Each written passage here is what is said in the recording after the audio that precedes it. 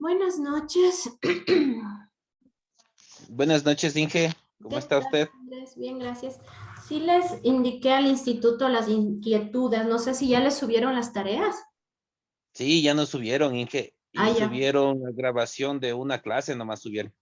Ah, bueno, ya les voy a insistir nuevamente porque hoy les envié la de ayer, entonces me imagino que deberían estar subiendo, pero con todo les voy a decir nuevamente, ¿sí? Sí, Inge, muchas gracias por su gestión. ¿Usted está Ya. aquí en Quito? Sí, yo estoy en Quito. ¿No está con frío? ¡Qué Sí. frío! Sí, sí, no sé a dónde se fue el verano. Sí, dice que estamos en verano. Sí, supuestamente. Bueno, listo, vamos a iniciar. Bueno, Inge. Bueno, espero que los demás chicos se vayan conectando. Esta es la última clase, así es que vamos a tratar de avanzar en lo más que podamos.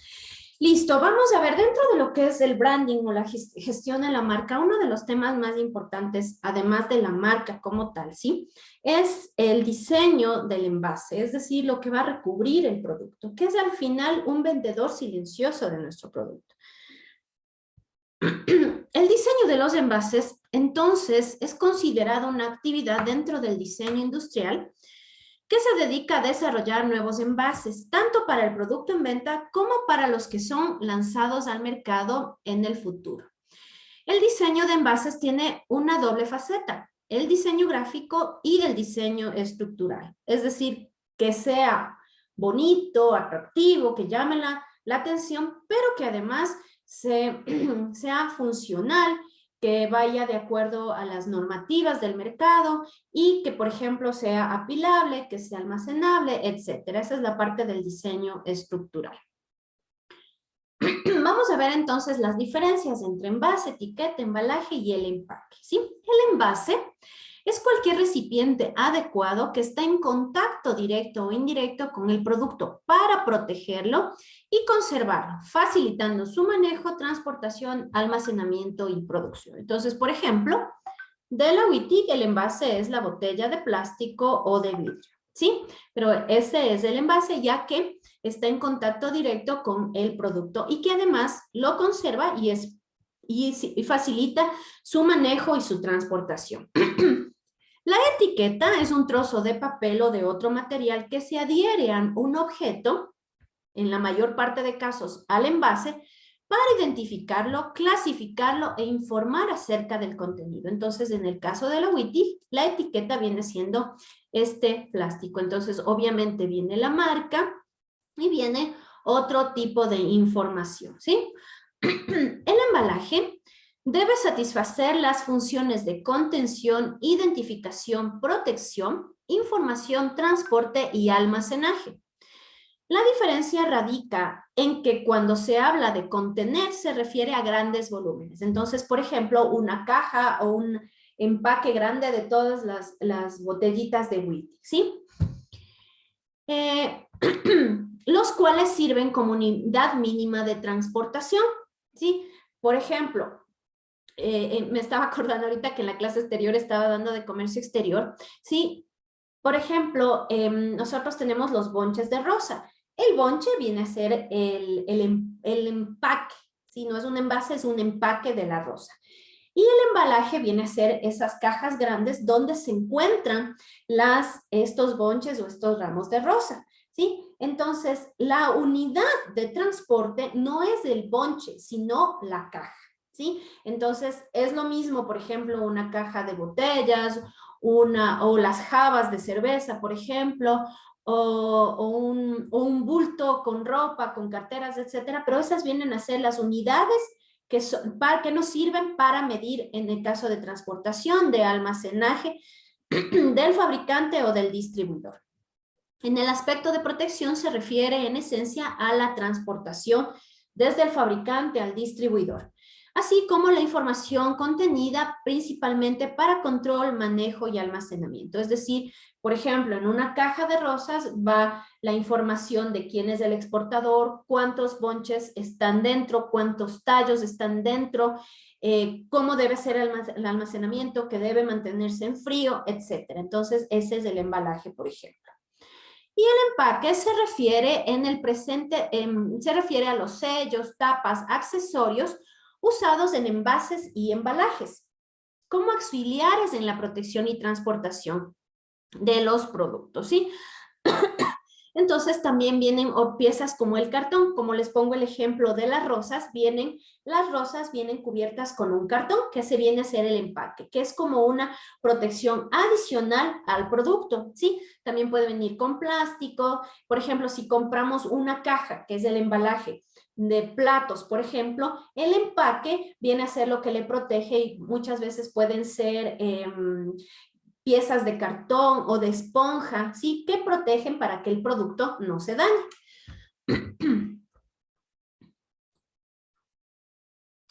Tenemos las siguientes fases en lo que es el diseño de los envases, ¿sí? Primero es una parte del análisis. ¿Y qué vamos a tomar en cuenta en esta parte del análisis? Obviamente el mercado. ¿A quién nos estamos dirigiendo nosotros? ¿Quién es nuestro segmento objetivo o nuestros segmentos objetivos? ¿Cuáles son las exigencias del consumidor? Las exigencias del producto, las exigencias de producción, ¿sí? Entonces tenemos que considerar, si es que es una leche chocolatada y mi mercado son niños, entonces, ¿cuál es la exigencia del consumidor? No va a ser una botella de vidrio, ¿sí? Del producto es que además se conserve, ya que se trata de un lácteo, que se conserve el producto. Y de producción, obviamente, que sea, por ejemplo, fácil, que no se trate de un producto que exija demasiado trabajo a la parte de producción. Exigencias de almacenamiento, que se puedan apilar. Exigencias del transporte y la distribución. Exigencias de marketing, obviamente, es decir, que no solamente cumpla con el hecho de que venga, no sé, una leche en un envase Tetra Pak, que sea pequeño, que sea adecuado para la leche de un niño, etcétera, pero que también sea el vendedor silencioso del producto, que contenga bien la marca, la información, que el dibujo de la vaquita, qué sé yo, que llame la atención. Exigencias de impresión, ¿sí? Que no sea, buenas noches, que no sea solamente una hoja de papel pegada en el producto, sino que tenga calidad de impresión. Exigencias legales también, por ejemplo, en los productos que venía el semáforo nutricional o que debe venir toda la información del contenido alimenticio del producto, etcétera. Y las exigencias medioambientales y de administración, ¿sí? Si es que es un empaque, por ejemplo, reciclable, etcétera. Entonces, todo eso viene en la fase del análisis. Una vez que hemos analizado todos estos componentes, ya vamos al desarrollo de la fase del diseño del concepto. Así como tenemos el desarrollo del producto, también tenemos que desarrollar un concepto del diseño, ¿sí? Una vez hemos pasado esta fase, ya vamos al desarrollo del diseño de detalle, ¿sí? Entonces ya el concepto es un empaque Tetra Pak pequeño que se ajuste a la mano del niño, etcétera. Y ya vamos luego a la parte de detalle, que contenga esta información nutricional, que contenga la marca de esta forma, que aparte tenga, no sé, unos dibujitos, etcétera. Entonces ya viene el detalle del envase, ¿sí? Y al final ya viene la verificación, es decir, darnos cuenta que el empaque cumple con todo lo analizado en la parte, en la fase número 1. La gestión de diseño en las empresas sí es parte del diseño industrial y es una de las actividades que prevén y definen los productos tal y como se producirán posteriormente en serie. Precisamente esta condición de producción en serie propia de la industrialización hace que el producto deba ser perfectamente planificado antes de ser fabricado, es decir, que cumpla con todas las etapas del desarrollo del producto. Cuando se ha cumplido las etapas del desarrollo del producto, ya viene la parte de la producción donde interviene el diseño industrial.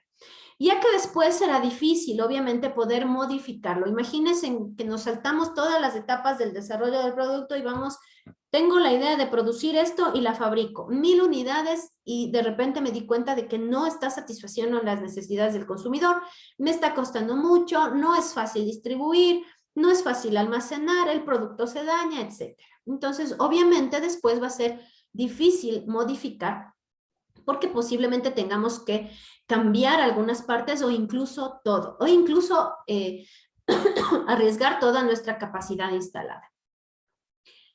Entonces, por ese motivo es importante el diseño previo, porque esa va a ser la base de la planificación. En toda gestión empresarial es necesaria la planificación. Consideración para la selección del diseño, envases y embalajes. ¿Sí? Debemos considerar los envases y la economía, el envase y el marketing y las normas legislativas. Para el diseño de una etiqueta, por ejemplo, un envase o un embalaje, se deben tener en cuenta factores fijos, inamovibles y factores variables también, que pueden ser distintos como problemáticos, ¿sí? Ya que van variando el diseño del envase, de las estrategias de marketing, de distribución y comercialización. Entonces, deben tener, por ejemplo, estamos hablando de la leche, entonces un factor físico puede ser el empaque Tetra Pak. Hemos establecido que es la mejor forma de nosotros envasar nuestro producto, pero puede tener factores variables, ¿sí? Ya mi leche ya no se va a llamar chocolatín, se va a llamar chocolatosa, qué sé yo. Entonces, ese factor variable que implica una estrategia de marketing debe estar presente en el tema del diseño del envase. Entonces, como para desarrollar un poco más la idea, los factores fijos pueden ser bidimensionales con toda la información general y legal de acuerdo al producto, tridimensionales, como puede ser la capacidad del contenedor, consideraciones ergonómicas, áreas útiles para aplicación, etc. Entonces son cosas que son fijas. El envase, ¿sí? Es el que debe tener el mayor impacto visual. Vuelvo y les repito, es el vendedor silencioso de nuestro producto.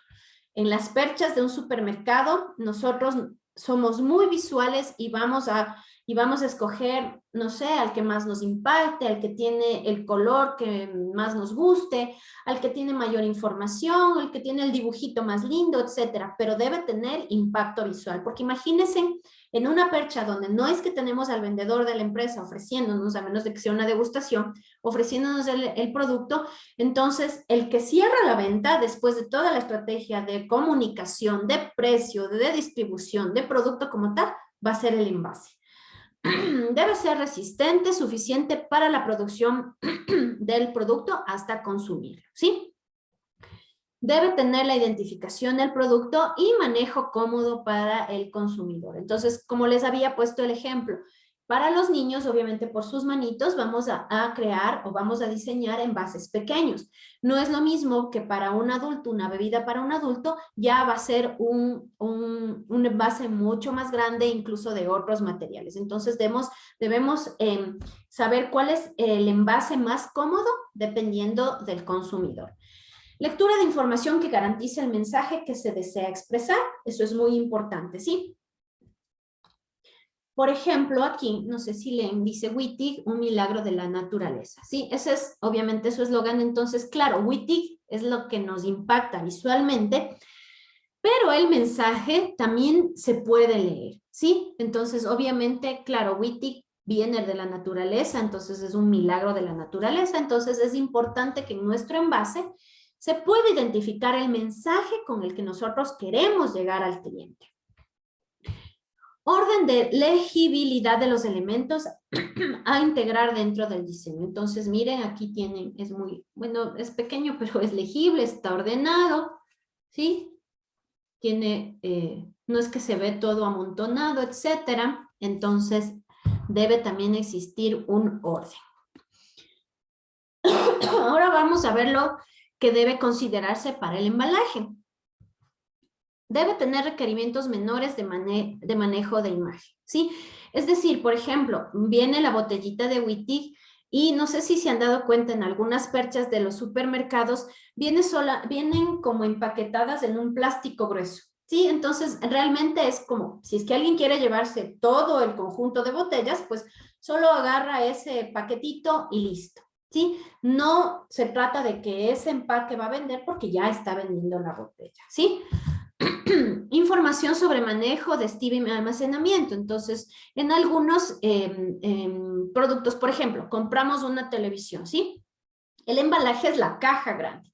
Entonces ahí va, no tiene, es una caja de cartón, por ahí con la fotografía, etcétera, pero al final no es la que va a vendernos, porque de hecho cuando ya está vendida la televisión ya le vemos al embalaje. Pero sí debe tener información de qué lado va arriba, de que debe tratarse con cuidado, de cómo debe ser su almacenamiento, etcétera. Debe tener un sistema de identificación y manejo cómodo y eficiente durante su transportación y almacén, ¿sí? Entonces, como les había dicho, que se pueda apilar, etcétera. Orden de elegibilidad de los elementos a integrar dentro del diseño. Obviamente, si va a tener información de cuál es el producto que va dentro, de cuál es el peso, de cuáles son las dimensiones, ¿sí? Todos estos elementos de información deben estar organizados y deben ser legibles. Como habíamos dicho, uno de los elementos que debemos considerar en los envases es la economía, ¿sí? Las nuevas tecnologías tienen los siguientes potenciales, y es que garantizan la seguridad para aumentar el grado de reincorporación de envases en las cadenas de donde salen, tales como la alimenticia, médica y cuidados personales. Entonces, gracias a la tecnología, obviamente, se pueden producir ahora envases mucho más económicos que siguen protegiendo al producto, que nos permiten reducir los costos de reciclado con más eficiencia y con más eficacia.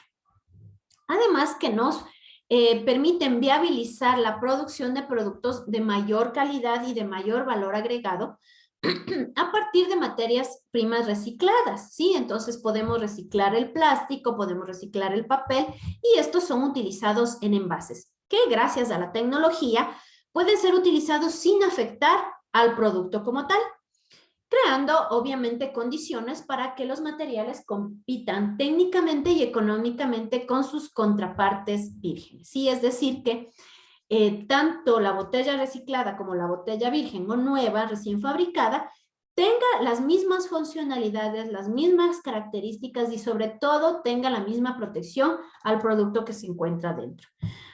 Ya sea por opción o necesidad, podemos imaginar que las próximas generaciones van a sufrir de una transición acelerada hacia la economía. También debemos considerar no solo la economía, no solo los costos, sino también el marketing. Entonces, el envase actúa dentro de todo el mix de marketing y lo que hace es reforzar todas estas variables. Una, el producto. Obviamente, pues el envase es el que contiene el producto como tal, entonces está influenciando, está actuando sobre la variable del producto. Obviamente el precio, ¿sí? Porque puede ser un producto, no sé, por ejemplo, cuando nos venden el café en estos vasitos que podemos utilizar, ¿sí? Entonces se ve reflejado en que el cliente, por el precio que está pagando por el café, no solo obtiene el producto, sino también el envase. Entonces está dispuesto a pagar quizá un poquito más porque está utilizando el envase. La plaza, obviamente, porque permite la distribución, permite la disposición de los productos en las estanterías de los supermercados, etc. La promoción, sin duda alguna, la promoción y la publicidad, porque aquí detallamos nuestra marca, aquí detallamos nuestro eslogan, etc. Entonces, definitivamente tiene una influencia o una relación muy directa el envase con la economía, como habíamos dicho, el tema de los costos, pero también con el marketing. Y otras cosas que debemos considerar es el envase y las normas legislativas de los envases o los reglamentos o las predisposiciones gubernamentales que nos dan para el manejo de envases. No sé si alguien escribió algo. Ya.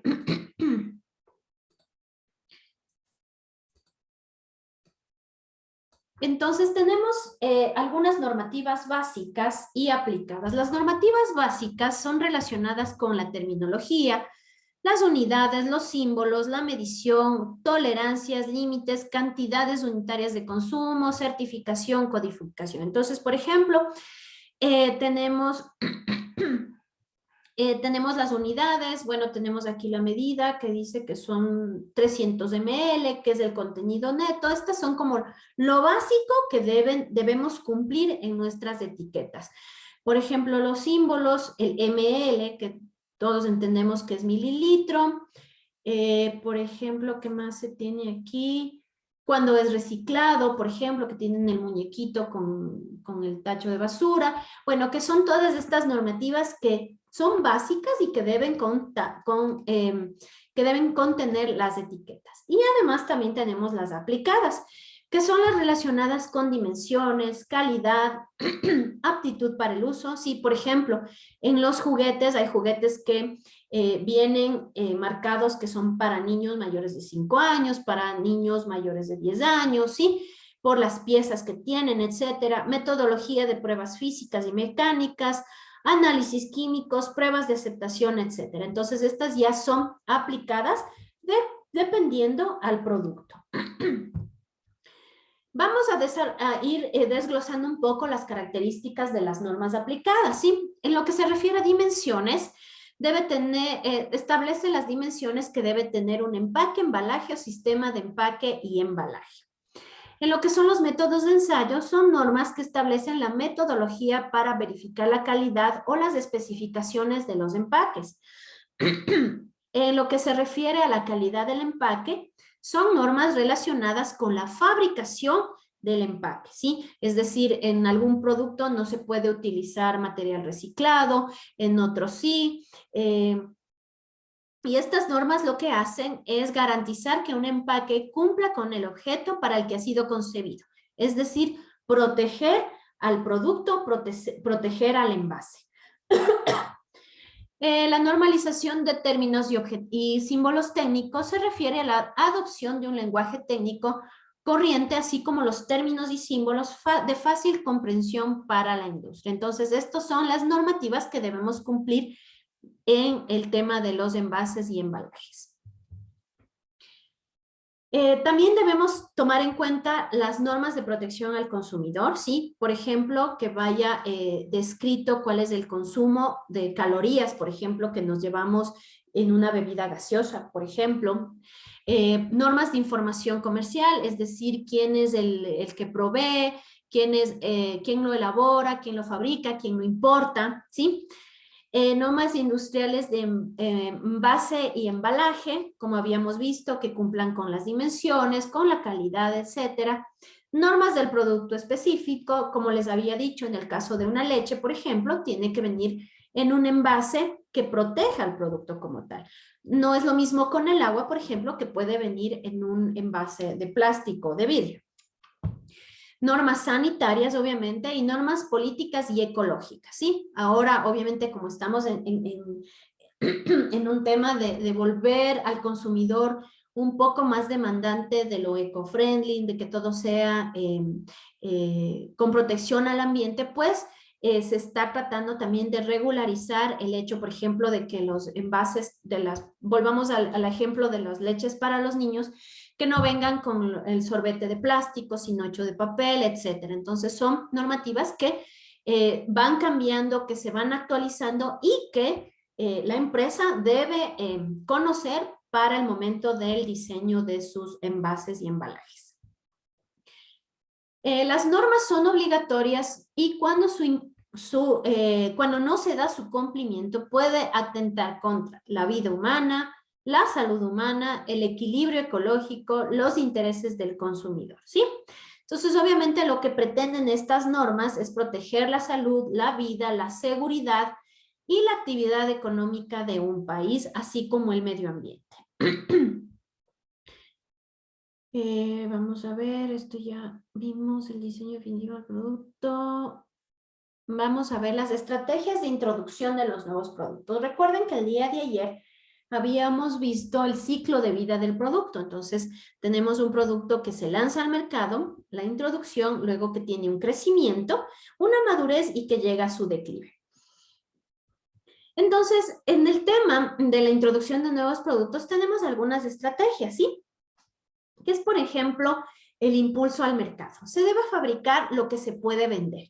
Los nuevos productos quedan determinados por el mercado. Es decir, el mercado es quien a mí me va a decir, mira, yo quiero que me fabriques cobijas de color verde y solo verde.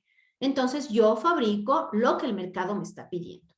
Lo primordial siempre serán las necesidades del cliente. Se tiene que determinar qué productos se necesitan mediante investigación de mercado, ¿sí? Es lo que habíamos visto, no sé, no estoy segura si fue con ustedes, sí, pero el tema de la investigación de mercados es la fase inicial de toda estrategia de marketing. Y dentro de las estrategias de marketing tenemos la parte del producto y dentro del producto, pues obviamente tenemos la parte del ciclo de vida del producto y el diseño de los envases, etcétera. Entonces, como ven, la investigación de mercados es la base de toda estrategia, de toda decisión. Otra forma de hacer un lanzamiento de un nuevo producto es el impulso a la tecnología. Se debe vender lo que se puede hacer, ¿sí? Los nuevos productos deben derivarse de la nueva tecnología, considerando al mercado de una forma mínima. Esto sucede, por ejemplo, con los celulares. No es que cuando sacaron los primeros celulares, a la gente o cuando van desarrollando nuevas funcionalidades de los celulares, es que la gente dice, ¿sabes qué? O hace, no sé, 10 años, la gente decía, ¿sabes qué? Yo quiero que mi celular ponga filtros en mis fotos. Posiblemente a alguien se le ocurrió y gracias al avance de la tecnología lo desarrollaron. Pero es lo que la empresa desarrolla, ¿sí? Lo que la tecnología le permite hacer y le permite vender. Entonces, la idea que tenemos con este producto es crear un mercado. Vendemos la necesidad de, mira, ya sales feísimo en las fotos, entonces yo te vendo este celular que tiene filtros y vas a salir muy guapo. Entonces, me están vendiendo a mí, me están creando una necesidad de que sí, mejor me tomo con filtro para no salir tan feo, ¿sí? Entonces, me están creando esa necesidad. En esta forma se crean productos de tipo superior que tienen una ventaja natural en el mercado, ¿sí? Entonces, como ya te creé la necesidad, ya esa es mi ventaja, ya es más fácil para mí venderte porque te he creado la necesidad de que debes tener un celular con filtros. La otra forma es la de la interfuncionalidad y requiere la cooperación entre la mercadotecnia, operaciones, ingeniería y otras funciones. Entonces, el desarrollo de los nuevos productos queda determinado por el esfuerzo coordinado de todas estas áreas. Como resultado, se deben crear productos que satisfagan las necesidades del consumidor, porque ya viene la parte del marketing diciendo, mira, el cliente quiere esto, mientras que se utilicen las mayores ventajas posibles establecidas en la compañía. Es decir, mira, el cliente quiere esto, la empresa ya puede fabricar un celular con cámara, ¿sí? Pero ahora marketing dice, mira, ahora el cliente quiere que la cámara tenga mayor zoom, que le permita tomar fotos en movimiento, que le permita tomar fotos en la noche, que puedas editar fotografías con el mismo celular, etcétera. Entonces, compagino lo que quiere mi consumidor versus lo que la empresa puede vender.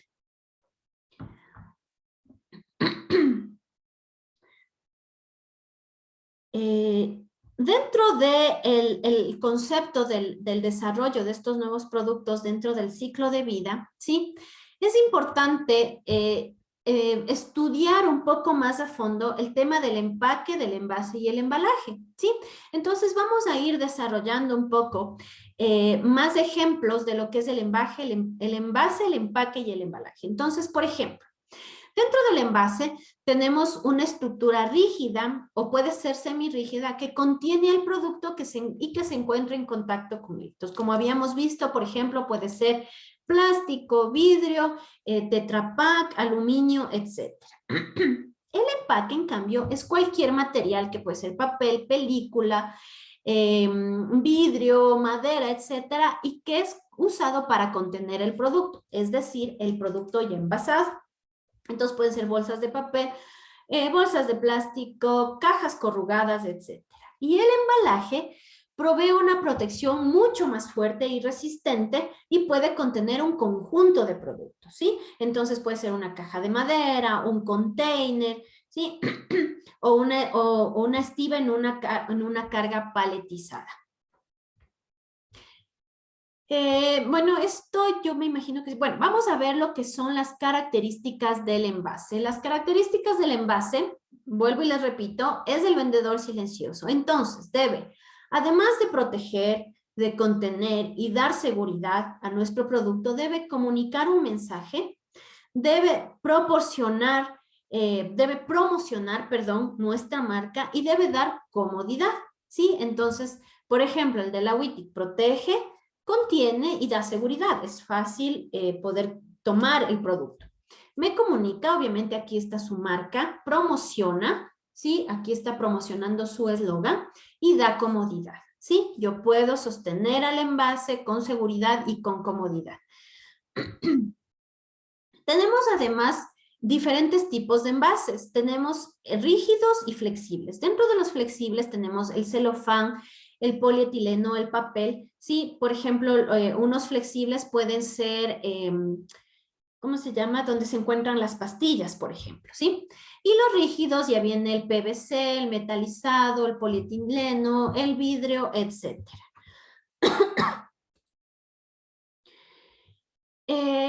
También debemos tomar en cuenta en el diseño de nuestro envase, ¿sí? Cuando estamos desarrollando nuevos productos, ya sea que lo estamos haciendo del mercado hacia la empresa, de la empresa hacia el mercado o en una forma conjunta, perdón, debemos relacionar todos estos componentes, que debe ser la forma, las dimensiones, el color, la textura, el material, la tapa, etcétera. Todo esto forma parte del diseño estructural de un envase. En lo que se refiere a la forma, debe ir, por ejemplo, desde el punto de vista del mercado, dependiendo al sector o al segmento al que vamos dirigidos. Por ejemplo, como les había dicho, si es que es una leche chocolatada, el segmento es niños. Entonces, desde este punto de vista, yo debo darle una forma al envase. Desde el punto de vista técnico, obviamente, la parte de que sea cómodo, que sea ergonómico, que sea seguro, etc. Y desde el punto de vista de la distribución, que sea fácil de transportar y de almacenar.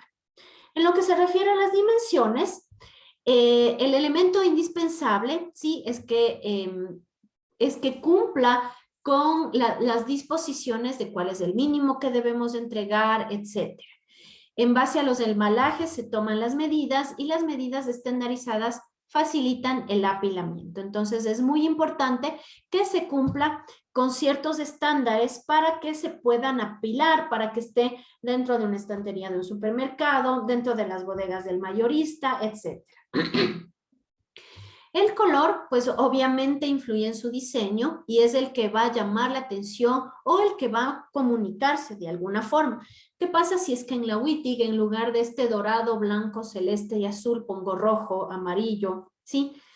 No me comunica lo que el producto tiene. El producto tiene agua.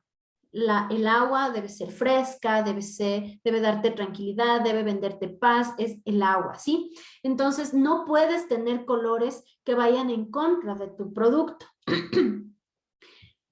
Deben utilizarse colores que vendan la calidad del producto, que sean fuertes o que sean un poco más suaves dependiendo del producto, como les estoy diciendo, por ejemplo, en este caso es el agua, entonces es un color azul más tranquilo. En el caso de la Coca-Cola, por ejemplo, es rojo, pero porque ellos te venden, no te están vendiendo el líquido, ellos te venden con otra imagen, te venden amor, ilusión, te venden familiaridad, etcétera. Entonces, es muy importante el color dentro del diseño.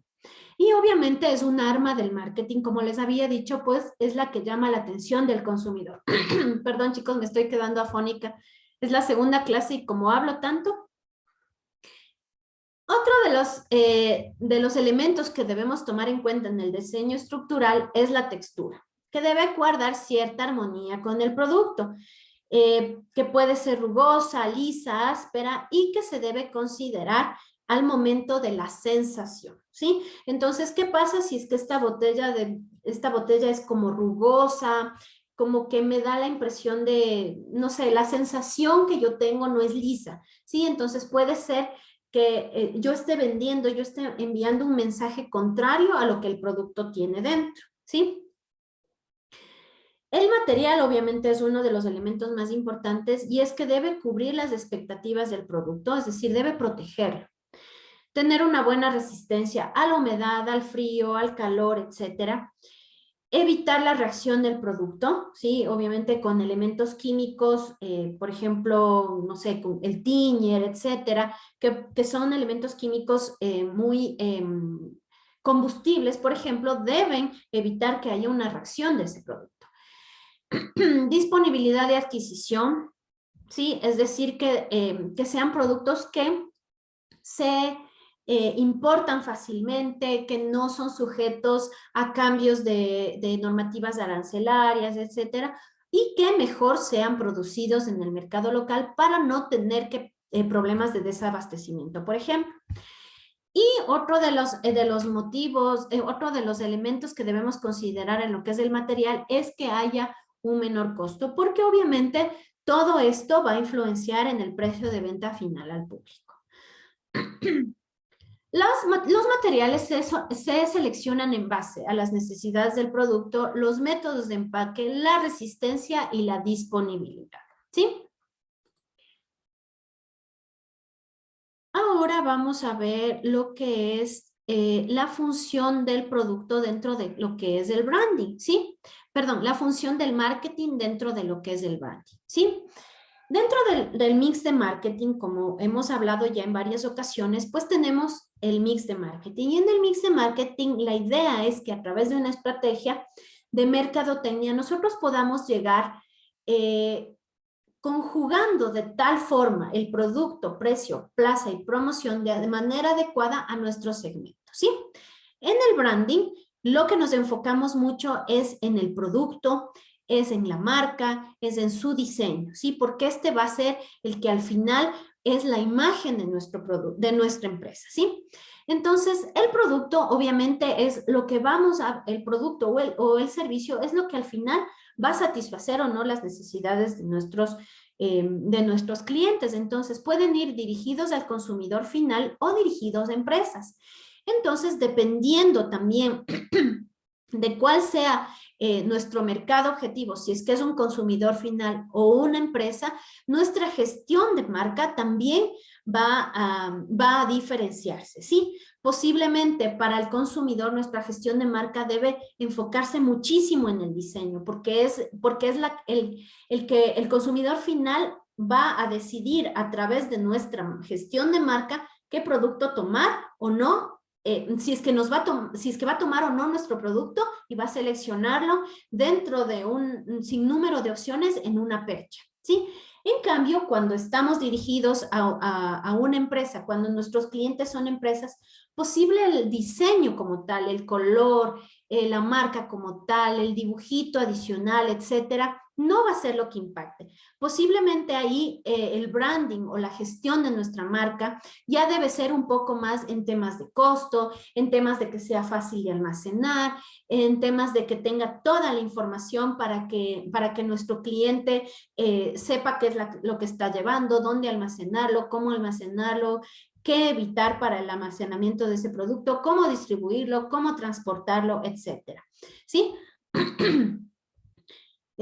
Vamos a seguir, ya nos queda poco tiempo. Dentro del branding, ¿sí? Nosotros debemos tomar en cuenta lo que son los atributos del producto, ¿sí? Dentro de la gestión de la marca, nosotros vamos a potencializar. Nuestra estrategia de comunicación debe potencializar todos los atributos que tiene nuestro producto, ¿sí? Como les digo, por ejemplo, ya que lo tengo aquí, ellos potencializan, su gestión de marca potencializa que es un milagro de la naturaleza, que no es un agua procesada, que no es que tiene químicos, que la parte mineral no es porque es añadida, sino que viene de las vertientes de la naturaleza, ¿sí? Entonces es un atributo que a través de la gestión de la marca lo vamos a potencializar.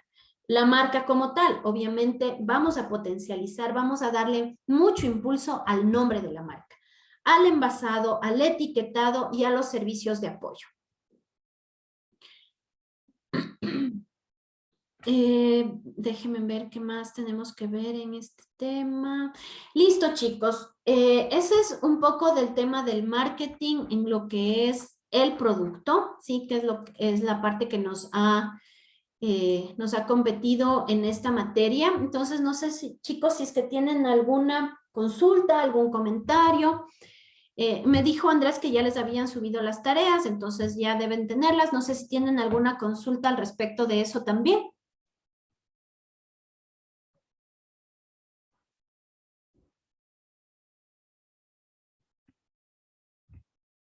Inge, buenas noches. ¿Qué tal? Buenas noches. Sí, le estaba mirando el último deber, el que es la investigación. Ujú. Dice desarrollar un producto, el prototipo debe ser presentado gráficamente. El diseño de la marca, diseño de envase o empaque. Eso lo Ujú. hacemos en una sola página en Canvas, ¿verdad? O puede ser en PowerPoint también. En cualquier presentación, pero que se vea el desarrollo del producto. Y cuando me refería al prototipo es que quiero ver el producto que ustedes quieren vender. Obviamente, no sé, si es que es un chocolate, no es que me van a dar una foto del chocolate y el chocolate fabricado, no. Pero sí una idea, un prototipo de cómo se va a ver el chocolate. Ya, Ujú. puede O ser sea, quiero que una mezcla desarrollen de... un producto, quiero que le pongan un nombre, quiero que todo lo que hemos visto, quiero que le pongan un envase, quiero que le den un color, etcétera. Ya. Ajá. Puede ser incluso la mezcla de, qué sé yo, dos sabores de helados, así, un amarillo y azul, para que se llame Amazul, algo así. Claro, sí, o sea, eso es ya creatividad de ustedes. Con que se vea todo lo que es un desarrollo de un producto, está perfecto. El producto que ustedes quieran. Ya, esa era Ujú. mi inquietud, Inge, gracias. Listo, chicos. Perdón. Ay, lo siento, pero después de lo que me dio COVID, les juro que me quedé con una tos que hasta ahora no me pasa. Listo, chicos. No sé si tienen alguna otra inquietud, algún otro comentario. Inge, una pregunta. Ujú. Con respecto a los envases, se ha escuchado varios comentarios, ya sean investigativos o simplemente, como le diré, sensacionalistas con respecto a los envases y la publicidad de los mismos. Es verdad que existe a través del neuromarketing que nos enseñaron anteriormente, la famosa publicidad, ¿cómo se llama? La publicidad, ¿cómo se me fue el nombre? Ay, Engañosa. la publicidad subliminal. Ah, subliminal. Entonces, por ejemplo, os he escuchado marcas como Coca-Cola, Red Bull, que a través de sus envases fomentan subliminalmente que se realicen las compras correspondientes o que el cliente se incline por esta marca. ¿Qué hay de cierto, Inge? Bueno, en realidad no es, a ver, el envase, por ejemplo, de estas grandes marcas como Coca-Cola, obviamente ya en nuestra mente, ¿sí? Coca-Cola está en el top of mind de la mente de los consumidores, ¿sí? Si es que yo les digo, mencióname una marca de gaseosa, todos me van a decir Coca-Cola. Entonces ya no es un tema solamente del envase o de un mensaje subliminal que nos manda, sino ya es todo un trabajo antes, ¿sí? Es un trabajo de todo el mix de marketing, del producto, ¿sí? Que como les dije, Coca-Cola no te vende, no te dice es llena de azúcar y te vas a morir con diabetes o vas a tener 500 calorías extras al día. No te venden eso. O sea, en ninguna publicidad, ningún mensaje te están vendiendo el líquido. Lo que te están vendiendo es una emoción. Entonces, como te venden en una emoción, entonces esa es la parte que tú hablabas del neuromarketing, sí, que cala dentro de nuestra mente, que va en lo profundo de nuestro subconsciente, sí, y que al momento de ver nosotros Coca-Cola en una tienda, Coca-Cola en una estantería de un supermercado, pues va a ser una de las primeras opciones que vamos a tener al momento de comprar. Pero no porque el envase nos está mandando un mensaje subliminal, no, es porque el envase nos está recordando todo lo que Coca-Cola hizo en todo su momento con el producto, con el precio, con la plaza, con la promoción, con toda la publicidad que tienen ellos y que nos está recordando todo lo que Coca-Cola nos vende, ese sentimiento. Entonces no es en realidad el mensaje subliminal, sino que te está diciendo, mira, aquí estoy yo, ¿te acuerdas de esa propaganda tan linda de la familia, de los abuelitos, de la casa, de los primos, de que tomaste Coca-Cola con tu tío, etcétera? Sí, eso es lo que nos vende Coca-Cola. Entonces no es en realidad un mensaje subliminal, sino que nos está mandando un mensaje recordándonos todo lo que ya Coca-Cola nos ha trabajado en nuestra mente, ¿sí? Listo, Inge, muchas gracias, porque yo vi hace un tiempo atrás un reportaje que, por ejemplo, en las propagandas televisivas, ¿no? Gráficas, existían mensajes ocultos que a nuestra visión, a nuestra percepción no le podíamos comprender.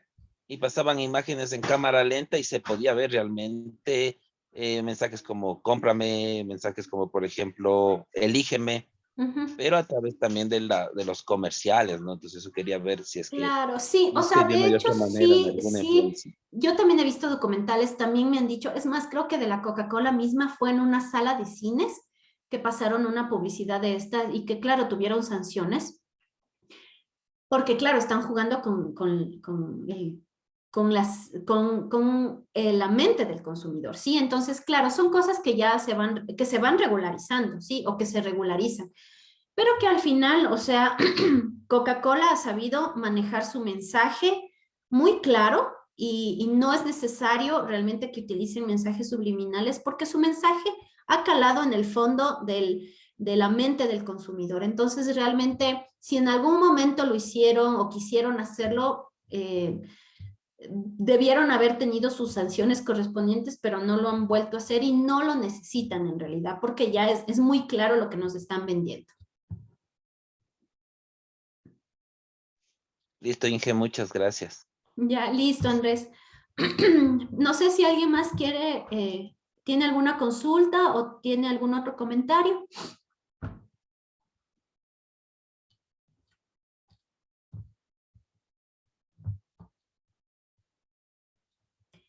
Listo, chicos. Entonces, bueno, esta es la última sesión de lo que es branding y espero verles en alguna otra oportunidad con estos temas de marketing. Ha sido un gusto y hasta una próxima oportunidad. Gracias, Inge. Buenas noches. Gracias, Igualmente, muchas gracias, ingeniera. Inge. Todo muy claro, gracias. Un Que le vaya gusto. bien. Chao, Gracias. chicos. Hasta Chao. luego, Inge. Chao, un gusto.